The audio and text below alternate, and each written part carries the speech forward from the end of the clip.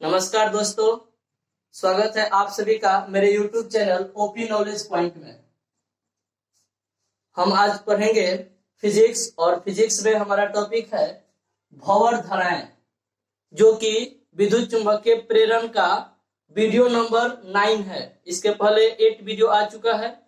अगर आप नहीं देखे हैं तो आप मेरे प्लेलिस्ट में जाकर इसको देख सकते हैं। तो चलिए वीडियो को शुरू करते हैं। देखिए, यहाँ है भंवर धाराएं। ये भंवर धाराएं क्या है? तो 1875 ईस्वी में फूको नामक एक वैज्ञानिक ने देखा कि किसी धातु के प्लेट को चुंबकीय क्षेत्र में इस प्रकार गति कराया जाए कि चुंबकीय फ्लक्स में जो परिवर्तन हो वह धातु के प्लेट के गति के संबंध में हो। तो पाया जाता है कि धातु के प्लेट में एक प्रकार की प्रेरित धारा प्रवाहित होने लगती है, जो कि चक्करदार होती है। इस चक्करदार धारा को ही भंवर धाराएं कहा जाता है। और यह भंवर धाराएं काफी प्रबल होती है। इतनी प्रबल होती है कि धातु का प्लेट लाल तप्त हो जाता है। काफी ज्यादा जैसे लगता है कि आग में उसे हीट किया गया है, उस तरह से हो जाता है। और इसकी खोज यानी कि भंवर धाराएं को सर्वप्रथम 1875 ईस्वी में फूको नामक वैज्ञानिक ने देखा, इसलिए इस धारा को फूको धारा भी कहा जाता है। फूको धारा के नाम से भी इसे जाना जाता है। दोस्तों, यह जो है वास्तव में एक प्रेरित धारा ही है। वास्तव में यह एक प्रेरित धारा ही होता है, लेकिन यह चक्करदार होता है, इसलिए इसको भंवर धारा के नाम से जाना जाता है। और देखिए, चूंकि प्रेरित धारा है तो आप जानते हैं कि प्रेरित धारा की दिशा लेंज के नियम से निकालते हैं। तो प्रेरित धारा की दिशा लेंज के नियम से निकालते हैं, इसलिए भंवर धारा की दिशा भी लेंज के नियम से निकाला जाता है।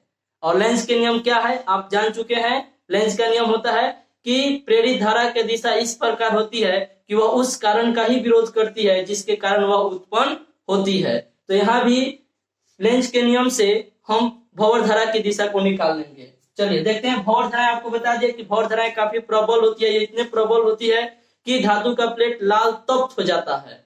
अब देखिए, हम लोग देखते हैं भंवर धारा जो है वह धातु के प्लेट के गति का विरोध करती है। धातु के प्लेट का जो गति है उसका विरोध करती है, जिसके कारण धातु के प्लेट की जो गति है वह धीरे धीरे मंद होते चली जाती है। यह पॉइंट यहाँ पर लिखा गया है।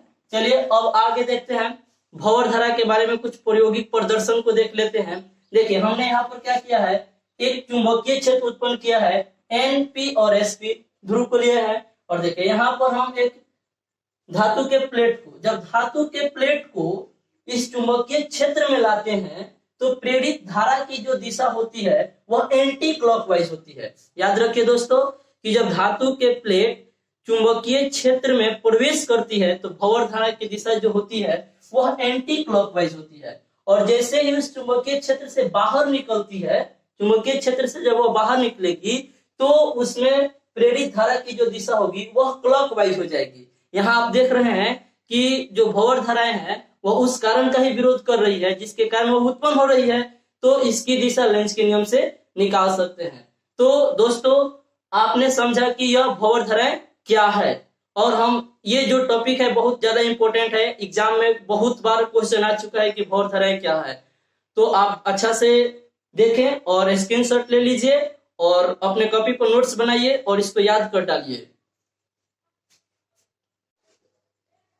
नेक्स्ट टॉपिक है भंवर धाराओं का उपयोग। भंवर धाराओं का उपयोग मेनली हम 3 जगह लिखे हुए हैं। रेलगाड़ियों के चुंबकीय ब्रेक में, दूसरा लिखे हैं विद्युत चुंबकीय अवमंदन में, और तीसरा लिखे हैं प्रेरण भट्ठी में। देखिए, रेलगाड़ियों के चुंबकीय ब्रेक में किस तरह किया जाता है। दोस्तों, आप जानते हैं कि आधुनिक युग में बहुत सारी रेलगाड़ियां जो है वह आपके विद्युत चलित है, यानी कि विद्युत धारा के आधार पर चलाई जा रही है।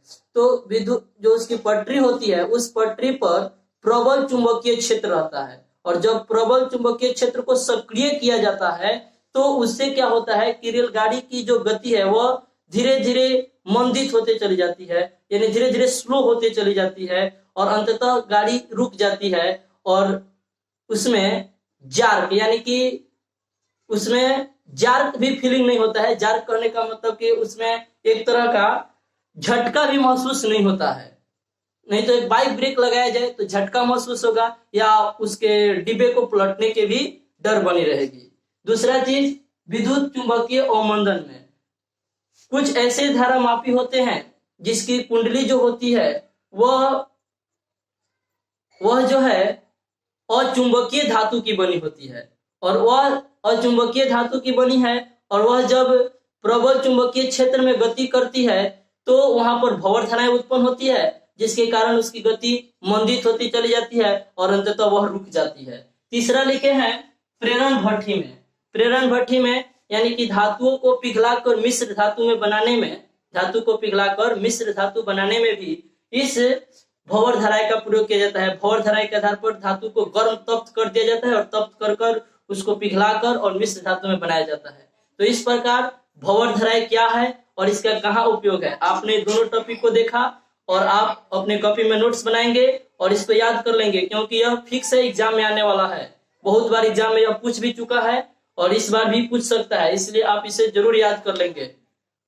अंत में अगर आपको ये वीडियो अच्छी लगे तो मेरे चैनल को सब्सक्राइब करें और अपने दोस्तों के पास शेयर करें, ताकि इतनी इंपॉर्टेंट टॉपिक आपके दोस्त को भी मिले और वो भी एग्जाम का परफॉर्मेंस अच्छा से कर पाए, एग्जाम की तैयारी अच्छा से करे और एग्जाम में परफॉर्मेंस अच्छे से कर पाए।